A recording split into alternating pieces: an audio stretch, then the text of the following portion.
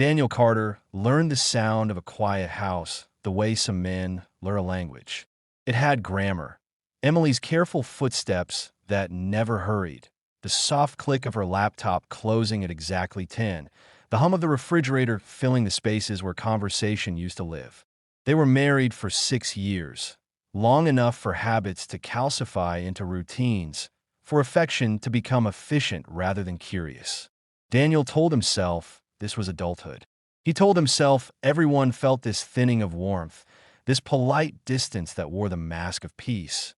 Emily was not cruel. She was competent, precise, and tired in a way that never announced itself. She managed her days with lists and reminders, her nights with discipline. When Daniel spoke, she listened, but her listening felt like a duty performed well rather than an invitation to linger. He noticed how often she apologized for being busy, how rarely she asked questions that wandered beyond logistics. Love remained, he believed, but it had learned to whisper. Daniel worked from home, a choice that once felt luxurious and now felt isolating. He watched the neighborhood from his office window as people passed through lives that seemed louder than his own. He wondered when he had stopped telling Emily about the smaller things. The moment a song caught him off guard, the memory of his father's laugh that surfaced without warning. He wondered when she had stopped asking. Sophia Miller arrived on a Wednesday with 2 suitcases and a smile that looked like relief. Emily's younger sister needed a place to stay while she found work, a temporary arrangement that felt simple and kind. Sophia carried an energy Daniel had forgotten, alert, unguarded, the kind that made rooms feel awake. She thanked them too many times, laughed at small jokes, asked questions that unfolded rather than closed. The first evening, the 3 of them ate together, and Daniel noticed how Sophia leaned forward when Emily spoke, how she mirrored Emily's expressions as if they shared a private rhythm. He noticed how Emily softened in Sophia's presence, how her sentences loosened, how her eyes stayed present. Daniel felt an unexpected pang, not of jealousy, but of longing for that version of connection, for that ease. Sophia took the guest room in a morning routine that overlapped with Daniel's. They shared coffee at the kitchen counter while Emily left early for work. At first, their conversations were light. Weather, job listings, the stubbornness of the toaster. But Sophia listened with a generosity that felt rare. When Daniel mentioned his work, she asked what he enjoyed about it, not just what he did. When he spoke, she didn't glance at her phone. He noticed himself preparing stories the night before, small offerings he might place on the counter between them. He noticed the warmth of being seen and how quickly it felt necessary. He also noticed the quiet guilt that followed him like a shadow he pretended not to see. Michael Reed, Daniel's closest friend, called on Fridays. They had known each other since college, long enough to speak in shorthand. Michael joked about work, about the city, about the relentlessness of time. Daniel laughed, then paused, then found himself confessing the shape of his days. Michael listened, then said, gently, that distance was not destiny. He said marriages drift when people stop steering.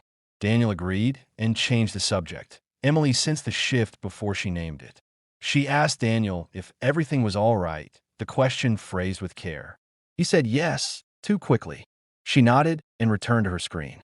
That night, they lay side by side, not touching, the space between them wide enough to feel intentional. Sophia noticed too. She began to excuse herself when Emily came home late, as if to give the marriage room to breathe. Daniel thanked her for the thoughtfulness. She shrugged, said families were complicated, said she hated being in the way. Daniel told her she wasn't. Weeks passed. The house learned new patterns. Laughter returned to the kitchen in brief bursts, then retreated. Daniel felt caught between gratitude and unease. He began to edit himself around Emily, to simplify his days into manageable summaries. Around Sophia, he expanded. He talked about his father, about a fear he carried that he was becoming smaller than his intentions. Sophia listened without interrupting, her attention steady point. One evening, the power went out during a storm. Candles flickered. Emily worked late. Daniel and Sophia sat at the table, the rain loud enough to feel intimate. They spoke quietly, as if the dark demanded honesty. Sophia admitted she felt unmoored, that moving back had stirred old doubts about who she was becoming. Daniel recognized the feeling and named it. Their words met and rested there. When the lights returned, neither of them moved right away. Daniel went to bed uneasy, aware that nothing had happened, and yet something had changed. He told himself that closeness was not betrayal, that understanding was not a crime. He told himself that loneliness had a way of exaggerating meaning. In the morning, Emily kissed his cheek and left early. Sophia poured coffee and asked how he'd slept. Daniel answered honestly. He hadn't. Daniel began to recognize the precise moment his days tilted. It was not dramatic. It arrived quietly, disguised as routine, as comfort. Sophia's presence had settled into the house like a familiar melody, and Daniel found himself measuring time by the spaces when she was near. He told himself this was natural. Shared mornings, shared silences, shared concern, but the thought required more effort each day to maintain. Emily grew busier, or perhaps Daniel simply noticed her absence more acutely. She came home later, shoulders tight, her mind still tethered to tasks she could not put down. Daniel tried to bridge the distance with small gestures, dinner prepared, a question asked, but their conversations skimmed the surface. When Emily spoke, it was with care and purpose. When Daniel listened, he felt the ache of words he no longer knew how to offer. Sophia, meanwhile, noticed everything. She noticed when Daniel's jokes dulled at the edges, when his attention drifted. She noticed the way he hesitated before answering Emily's questions, as if weighing honesty against ease. Sophia did not comment on these things directly. Instead, she asked how he was doing, the question open and unguarded. Daniel answered before he could stop himself.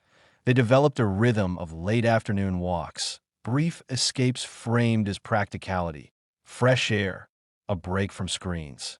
The neighborhood became a map of shared observations.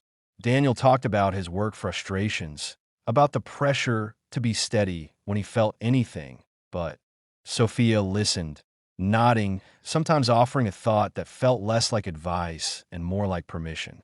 Permission to feel uncertain. Permission to admit restlessness. Daniel noticed how easily he spoke to her, how little effort it required to be precise. He noticed how he began to edit his truths with Emily while expanding them with Sophia. The realization unsettled him. He resolved, one evening, to pull back, to be more present with his wife, to restore balance. Intentions, he learned, were not the same as actions. Michael Reed sensed the shift when Daniel canceled plans twice in a row. On their next call, Michael's tone was light, but his questions were not. Daniel admitted that things felt complicated at home, that he felt pulled in directions he did not fully understand. Michael listened, then said that confusion often masqueraded as clarity when it felt good. He reminded Daniel that boundaries were not walls. They were markers of respect. Daniel thanked him and promised nothing.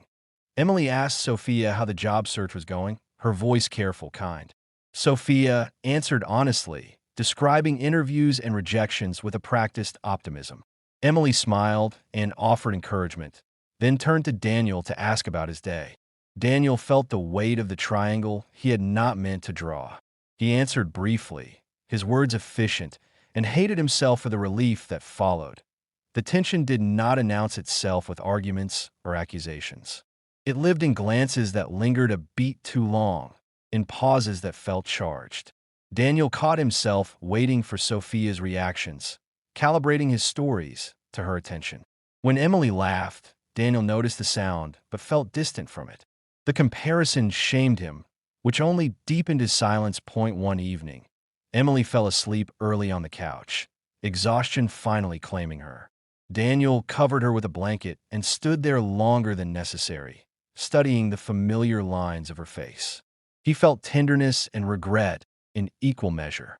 In the kitchen, Sophia washed dishes quietly. Daniel joined her, the clink of plates filling the space. Neither spoke at first. Sophia broke the silence by asking if Emily was all right. Daniel said she was tired. Sophia nodded and said she admired Emily's steadiness, her commitment. The words landed heavily. Daniel felt exposed, as if Sophia could see the questions he had not dared to ask himself. He wanted to confess everything and nothing at once. Instead, he said he worried about becoming someone he did not recognize. Sophia turned to him, her expression serious, and said that recognition was not a fixed point. It was a practice. The sentence stayed with him long after they finished cleaning. Daniel tried, the next day, to reset. He asked Emily to have dinner out, just the two of them. She agreed, surprised but pleased. The meal was pleasant, even warm. They spoke about memories, about plans that had once felt inevitable. Daniel felt hope flicker. On the way home, Emily reached for his hand. He held it, grateful and afraid. Back at the house, Sophia greeted them with a smile and excused herself, sensing the need for space. Daniel watched her go and felt the familiar pull. He hated that the feeling existed alongside his relief. He went to bed restless, aware that wanting did not absolve him, that awareness did not equal restraint. The following morning, Sophia announced she had an interview across town. Daniel offered to drive her, then stopped himself. She smiled and said she'd manage. As she left, she thanked him for listening, for making the house feel safe. The word lodged in his chest. Alone, Daniel sat at the kitchen table and named what he had avoided. He was standing at a threshold, balanced between habit and desire, between loyalty and escape. Nothing irreversible had happened. That truth comforted him and frightened him in equal measure. When Emily returned home that night, Daniel looked at her and knew that choosing would soon become unavoidable. The truth surfaced not as a confession, but as a recognition Emily could no longer postpone. She noticed the way Daniel's attention fractured when Sophia entered a room, how his replies arrived a fraction too late, as if routed through another place first. Emily had learned to read silence the way others read tone, and the silence between them had acquired a weight that demanded naming. She chose a quiet evening. Dinner was simple. The house was orderly. Sophia was out. Emily sat across from Daniel at the table and asked, carefully, if he was happy. The question startled him, not because it was unfair, but because it was precise. He searched for a safe answer and found none that felt honest. Daniel said he was trying. Emily nodded, then asked what that meant. He felt the familiar urge to simplify, to protect. He resisted it, finally. He spoke about feeling unseen, about drifting without intention, about being afraid of becoming smaller than the life they had imagined. He did not say Sophia's name, and Emily noticed the omission immediately. Emily listened without interrupting. When he finished, she asked who he talked to when he felt that way. Daniel hesitated, the pause loud enough to fill the room. Emily exhaled, a sound that carried both resolve and sorrow. She said she already knew the answer. She said it wasn't the talking that frightened her. It was the secrecy. When Sophia returned later that night, Emily greeted her with kindness that felt formal. Daniel felt the atmosphere shift, a tension that made ordinary gestures feel staged. Sophia sensed it too. She retreated to her room, closing the door softly, as if sound itself might betray her. Sleep did not come easily. Daniel lay awake, replaying the evening with a clarity that felt punitive. He understood, at last, that restraint delayed was not restraint at all. It was avoidance wearing the costume of caution. He resolved to speak plainly in the morning, whatever the cost. Morning arrived with no ceremony. Emily drank her coffee in silence. Daniel told her he needed to say something difficult. She looked at him steadily and told him to be honest, not careful. He spoke of the closeness he had allowed to grow, of the lines he had blurred, of the responsibility he had avoided. He said there had been no physical betrayal. Emily closed her eyes, absorbing the distinction without relief. Emily asked Sophia to join them. The request was calm, deliberate. Sophia entered the kitchen with apprehension written across her posture. Emily addressed her with respect, naming the bond that had formed and the harm it had caused. Sophia's face flushed with shame. She apologized without qualification, acknowledging the role she had played and the boundaries she should have guarded. Daniel watched the two women and felt the full measure of his failure. He had allowed himself to be held by attention that was not his to claim, and in doing so, he had weakened the foundation he depended on. He apologized to Emily with specificity, not excuses. He said he would accept whatever consequence she chose. Emily asked for time. The word landed like a verdict and a mercy at once. She said she needed space to hear her own thoughts without managing anyone else's feelings. Sophia offered to leave. Emily accepted, not as punishment, but as necessity. Sophia packed quietly. Daniel helped carry her bags to the car, the movement mechanical, restrained. She thanked him for the honesty that had arrived too late. She said she would take responsibility for her part and wished them clarity. Daniel nodded, unable to find words that would not feel like theft. After Sophia left, the house felt emptied of more than furniture. Emily moved through rooms with purpose, rearranging small things, as if order could anchor her. Daniel followed, offering help she did not ask for. When she finally turned to him, her voice was steady. She said trust was not shattered by a single act, but eroded by a series of small permissions. She said rebuilding, if it happened at all, would require patience he had not yet practiced. Michael called that evening. Daniel told him the truth without minimizing. Michael listened and said consequences were the curriculum of adulthood. He said remorse mattered only if it changed behavior. Daniel thanked him, knowing the work ahead would be quieter and harder than confession. Days passed with a new, brittle politeness. Emily stayed late. Daniel cooked and cleaned and waited. He began therapy, not as a gesture, but as a necessity. He learned to sit with discomfort without reaching for relief. He learned that longing did not justify secrecy, that intention did not excuse impact. One night, Emily came home and sat beside him on the couch. She did not take his hand. She said she was not ready to decide anything permanent. She said she needed to see consistency, not promises. Daniel agreed, grateful for the conditional grace. As Emily went to bed, Daniel remained in the living room, aware that the path forward would not be linear. He understood that whatever came next would be earned, not hoped into being. The house was quiet again, but the silence now asked something of him, and he did not look away. Daniel learned the discipline of ordinary days. He woke early, not to prove anything, but to practice attention. He made coffee and drank it slowly, noticing how impatience tried to disguise itself as efficiency. He wrote down what he felt without editing for comfort. He listened more than he spoke. These were not grand gestures. They were repetitions, and they asked for endurance. Emily observed without comment. She watched for patterns rather than apologies. She noted when Daniel stayed present during difficult conversations, when he resisted the urge to narrate his progress, when he accepted her silence without pressing it into reassurance. Trust, she understood, did not return on command. It arrived when it was no longer summoned. They set rules that felt austere and necessary. Transparency without theatrics. Time that belonged to each of them separately. Conversations that ended when they grew circular. Daniel agreed to all of it. He learned that accountability was quieter than he had imagined, and heavier. Sophia sent a message a week after she left. It was brief and unadorned. She said she had found a short-term place and an interview that felt promising. She said she was sorry for the harm she had helped cause and hoped, sincerely, that Emily found peace. Daniel showed the message to Emily without hesitation. Emily thanked him and asked him to delete it. He did. Michael checked in and asked fewer questions than before. When Daniel spoke about the work he was doing, Michael nodded and said that growth was rarely efficient.